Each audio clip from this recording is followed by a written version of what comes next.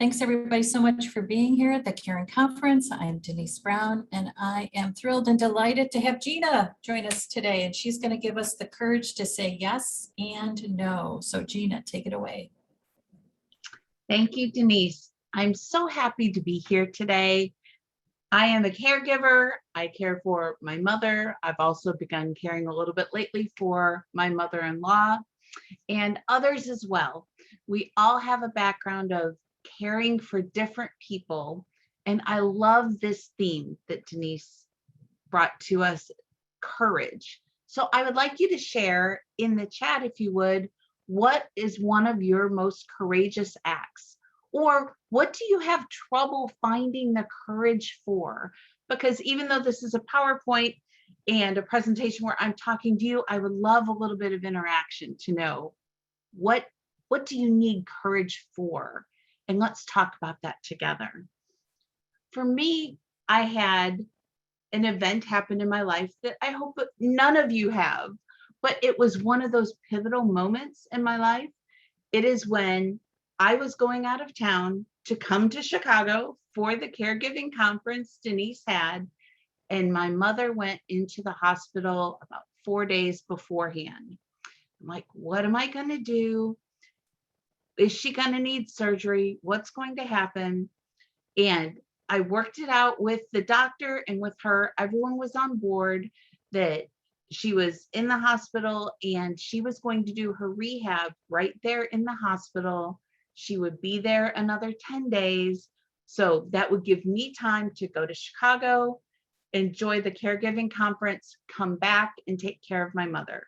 It seemed like the perfect setup for everyone involved. My mom would be taken care of. I would get a respite as a caregiver because my mom lived with me and she would be coming home with me. And I could go to the caregiving conference. The first night there, my mother checked herself out of the hospital against medical advice at 1 o'clock in the morning. Oh my goodness. What am I going to do? What am I supposed to do as the caregiver? So first I was shocked.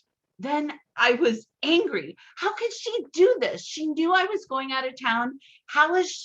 What is she thinking to mess up my plans? And then I copped an attitude and I said, I am not flying home. If she wants to be out on her own, that's fine. And then I took a breath. I took many deep breaths and thought, what is really needed at this point?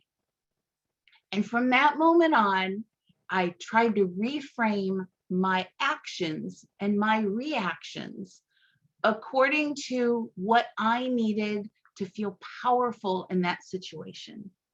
Because to me, so much of my stress as a caregiver deals with feeling powerless or feels like I'm not enough. I'm not adequate enough.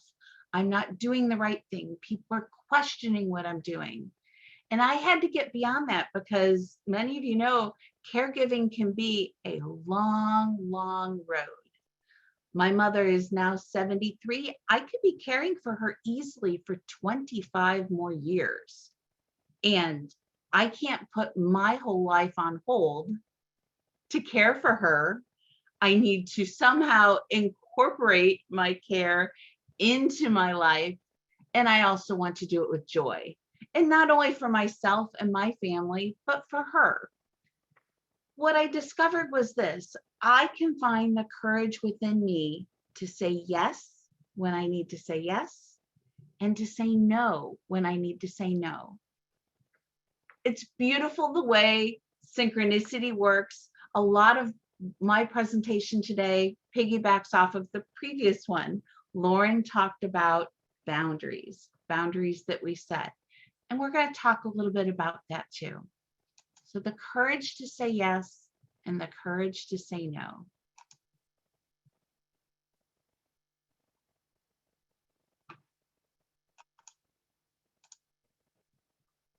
Oh, I'm trying to get to the next page here. Sorry. Okay, I want to talk a little bit about myself, just to introduce myself to you. I am a skills consultant with the Caregiving Years Training Academy. Love working with Denise. Thank you, thank you. I became a CCC, a Certified Caregiving Consultant, about 4 years ago. I also became a consultant educator because that's what I love to do. I love to share my heart, educate with others to make their lives easier. I used to work for the IRS for 25 years. Taxation, totally different field. After 25 years, I knew it was time to do something different. When I decided to dip my toe in the water again for working after taking some time off, I found Jack, the picture that you're seeing here today. Jack was in the assisted living center of a skilled nursing facility. He had Alzheimer's. He had issues where he really couldn't get around with mobility very well. And he needed somebody with him all of his waking hours. And I thought, you know, I can do that. And I took shifts. I worked for him for about 10 months. And it really opened up for me the ability to see that I not only could be giving care, but I could be acquiring knowledge and sharing that with others. And I love that that's what Denise does for all of us. She empowers us to say, you know, through the caregiving years with training, we have skills that we can share with others. So now I incorporate that, the caregiving that I do, what I've learned with my financial background, which is so different, and one gives me a break from the other. So that's the first thing I want to share about me. I have the courage to say yes. I don't have to choose just one thing in this semi-retired life that I lead. Now I am 55 on Monday. I still hopefully have many years left, and I don't have to just do one thing. I have the courage to say yes. I can be a financial planner part of the time and a tax consultant part of the time, and I can also be a caregiving educator part of the time. I can do what I love. I don't love taxes. It's just my background. And you can step in and spend time doing what you love. I can also take the time to share not only my caregiving knowledge, but the burdens and the feelings of caregiving, the feelings around caregiving with other people that are like-minded. I met a friend, her name's Tony. Tony introduced me to Denise. Tony invited me to a dementia practitioner seminar. And this was back when I was still caring for Jack. And I said, aha, I found my people, because we had all gone through something similar.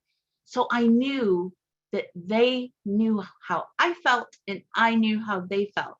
And I think that's part of the power of us coming together to do this like we're doing today, to know, even if I haven't done exactly what you've done, we haven't been in exactly the same situations, we can empathize because we know we've been there. So back to the power to say yes and the power to say no. That's what I want to share. My mission is to help you tap into that courage that you have as a caregiver. So when to say yes, when to say no. Let's think about that. Deborah said, letting my dad go with love when he was exhausted and ready to stop fighting. Thank you, Deborah, for sharing that. So much of the courage that I have found is not the courage to do something else for someone else. It's not the decision that I need to make, medically speaking. It's my internal work. When do I need to say yes to myself? And when do I need to say no to myself to honor those boundaries, to honor what I'm trying to do? Christine said, being on camera is a fear. It can be. What I'm doing today isn't highly scripted, but it is from the heart. And I think when we all take that approach, there's just so much to share. So I want to help you tap into that courage that you have. I love one of the things that Denise does, and it's called 6-word stories. and she posted, what is your 6-word story about courage, your courageous day? And I thought about that. When have I really needed courage? And for me, it's usually with my mother. And I thought, honoring your choices as my mother and honoring my choices, because hers don't have to supersede mine, but I'm a dutiful daughter. I love my mother. I was raised, I don't tell my mother no. What kind of daughter would I be if I told my mother no? If I didn't say yes to everything that she wanted? But in an adult relationship, especially when I'm needing to care for her, I can't always say yes. Especially, just like Lauren said in the last session, I can't say yes right now. What I have learned to say is, yes, I will be happy to do that at this time, later today, tomorrow, on my own time frame. Because what makes me stressed more than anything else is when people are putting things on my plate to do. And then my plate gets heaped higher and higher and higher. And it's like that in basket that just like is drowning. And pretty soon, guess what? You can't see me anymore. I'm drowning in paperwork. I'm drowning in other people's to-do list. And so I learned to say yes, and yes, Mom, I can do this for you in an hour, tonight, tomorrow. That's a first yes. I've also learned to say, yes, I will do this. And let's see if we can find somebody else to help you. Let's see if my sister can help, or if my husband can go do this for you next weekend. Because even though I've been married almost 35 years, I have 3 grown children, anytime my mother wants my husband to do something or my kids to do something, she runs it through me. And Gina, would you ask your husband to do this for me? Why do I have to be the middle person? My mom has a relationship with these people. She has their phone numbers. She could text, she could call, but instead everything goes through me. So sometimes I say, yes, that sounds like a great idea. Would you please ask Tim and see how he feels about it? Meaning I'm not taking on the burden of something I don't have to take on. I'm not telling my mother no. I'm still saying, yes, that's a great idea. And let's get the person involved and get their perspective instead of me saying yes and then me feeling in the middle, because now I have to ask my husband to do something that he might not want to do or not feel qualified to do if it's something, say, fixing up her house. I've learned to take what she requests of me and frame it within my comfort level. That's what I said yes to. I said yes to myself and my own comfort level. And I'm telling you, it took me a long time to get there. So if it resonates with you, let me know in the chat. Does anyone else have a hard time saying no to their parent, or saying no to all the requests or demands that you have, maybe from siblings, even doctors, other people? It can't just be me. But I came to honoring your choices and honoring my choices. If I frame every decision in that, I know that I'm feeling really good about what I'm doing.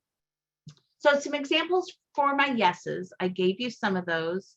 My caree is entitled to make their own decisions. That means when I got so angry because my mom checked herself out of the hospital, I had to take a deep breath and say, you know what? She's an adult. She is deemed competent. That's not an issue. And it was her choice to leave the hospital, not mine. And I can disagree with that choice, but it was her choice and she's entitled to make it. And as a daughter, I can support what she did, even though I disagree with it, by saying, I understand you must have felt whatever. You must have felt really constricted in that hospital. You must have felt that you weren't being listened to. You must have, I understand that you could have felt that you could take care of yourself better at home, or that we could take care of you better at home. frame it within her point of view. And then, or tell me more about how you felt. And boy, she did. She told me all about how she felt. I can also choose to accept the help of other people. When my mom says to me, can I find an address for her? Can I do something for her? I can say, sure, let's see if I can help you do this on your smartphone. Let's see if my sister has an idea that can help. It doesn't always have to be me, because she always comes to me first, and that can be exhausting. It can be exhausting. And then I can choose to listen to advice that other people share. Of course, I can also choose not to listen to people and advice. So that could be an example of a no as well as a yes. Tell me, when have you found the courage to say no to somebody else? I would love to hear what you have all shared.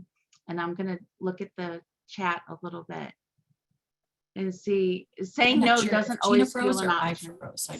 Oh, there we go. Okay. It doesn't You always froze feel up like, for a minute? oh, yeah. Saying no doesn't always feel like an option to parents. Sometimes, right, they do so much for us. They've been there. And I don't want caregiving to feel like a burden. One of the reasons why I left my job is so I could be there full time or as much as needed for not only my mom, but everyone else within my family. So I don't want to feel burdened. I'm coming from a place of love, but I have to keep that love by knowing that I'm protecting myself as well. A golden nugget with the daughter of special needs: saying no gently is okay. Thank you, Darlene. Right, a no doesn't have to be harsh. And a friend told me once, sometimes the kindest thing you can do is to say no and then share why if it's appropriate. Because sometimes no is the better answer. Just like a friend says, don't say maybe, let your yes be your yes, let your no be a no. And that way it's kind, it's compassionate, it's clear to other people how you're feeling and why. My examples of no, you can see the first one on there is talking about my schedule. I am happy to help anybody, anytime, but not if they dump something on my lap and expect me to jump immediately to do that. Because we have enough crises in our lives as caregivers that we really do have to drop everything and run. So when it's not something urgent, let's keep that in mind. Let's frame it that this is important, but it's not urgent right now. And I think that helps. It helps us physiologically to know that we are not always in a state of panic. I'm not going to make decisions to attempt to please others. Oh my goodness. As a nurturer, so many of us caregivers are nurturers. We want to please everyone. My mother-in-law she lives in Minnesota. I live in Florida. She came 2 weeks ago for a baby shower for us. And while she was here, she fell twice. The first time was no big deal. The second time she needed to be hospitalized. And even though she had no history of any heart problems, she was having arrhythmias of all different sorts when she was in the hospital. So just like many of you, with all the siblings, all the family, many texts every day, emails, I said the surgeon is suggesting an implant for her, which will monitor her heart 24/7 for up to 3 years without anything that she needs to do on her part, which is great. And then any anomalies will be reported to a caregiver. But it's an implant. It wasn't really surgery, but they did have to make the slit and put it in there. So all the feedback I'm getting from everyone in Minnesota, 2,500 miles away, is that really necessary? What are we doing? Tell us, why is this important? And well, if I have a vote in this, I say no. And if I have a vote, I say yes. And I had to come back and center. I'm considering what all of you are saying, and I'm considering what the doctors and nurses are saying. It's her decision, and I'm here. I'm going to tell her to the best of my ability what I feel is a good decision and why, and then it's up to her. And she's not going to make a decision because of what each of us say. And I'm not going to be swayed by what your vote is, because you are not here in the muck. I am here at the hospital. I have to make this decision. And sometimes that's what we have to do. It's not that I don't care about your opinions, but I'm here. I'm on deck and I have to make the decision. Recommendations, relatives, friends, medical staff. If you haven't dealt with this at some point as a caregiver, you will. When the doctor says something to you and you have to take a deep breath and say, no, I appreciate what you're saying, but this is not right for me or my loved one, and this is why. I grew up thinking doctors were almost like gods. They had so much power and knowledge and influence. And I'm just this person. And I was 21 years old and my son with special needs was in the hospital. He wound up having a seizure, and we went to the emergency room and the doctor said, he's all stabilized. He's fine now. You can go home. And I took a deep breath and I looked at the doctor and I said, he's not going home. You're going to admit him and you're going to find out what is wrong. And you know what? The doctor did. And I've told people that's the day I grew up. That's the day I went from being a young mother to somebody who could advocate for my child.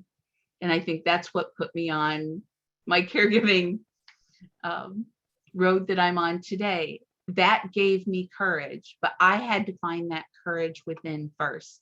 The courage to say, no, this is not right for my child. And then be quiet and then see what the response was. Gina, I want to give you a heads up. You've got 3 minutes. Perfect. Thank you, Denise.